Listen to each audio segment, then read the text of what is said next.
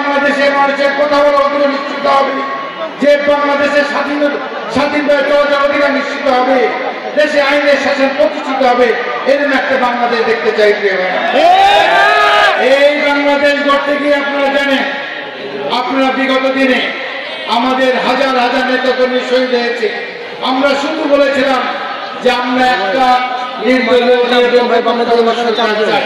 কোন দলের বিরুদ্ধে আমার আন্দোলন ছিল না, আমাদের আন্দোলন ছিল সুষ্ঠু সুন্দর নির্বাচনের দাবি আদায়।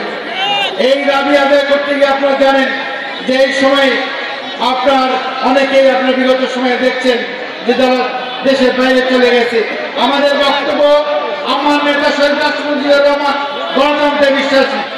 যখন বিএনপি গঠন করা হয় 1978 সালে, তখন মাত্র একটি দল ছিল। পরবর্তীতে উনি সকল দলের গণতান্ত্রিক অধিকার ফিরিয়ে দিয়ে দিয়েছিলেন। এদেশে যারা বাস করে, ধর্ম বর্ণ গোষ্ঠী এবং ভূখণ্ডে যারা বাস করে, তাদের সকলে আপনার ভোটাধিকার নিশ্চিত করার জন্য, স্বাধীনতা নিশ্চিত করার জন্য দল গঠন করে অধিকার দিয়েছেন আমাদের নেতাদের।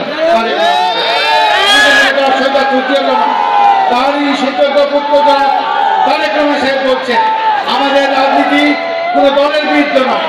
যারা দলের নাম ভাঙে এদেশের মানুষের ঘুম হারাম করেছে, যারা দেশের আইন শৃঙ্খলা বিঘ্নিত করেছে, তাদের বিরুদ্ধে আমাদের আন্দোলন করা হয়। আমরা বলতে চাই, আমরা গণতন্ত্রে বিশ্বাস করি। এই ভূখণ্ডে যারা বাস করেন, এই সীমাতে যারা বাস করেন, তাদেরকে নিয়ে, সকলকে নিয়ে সন্ত্রাস দুর্নীতিমুক্ত একটা সুন্দর শান্তির সিংহ আমরা করতে চাই। প্রিয় ভাইরা,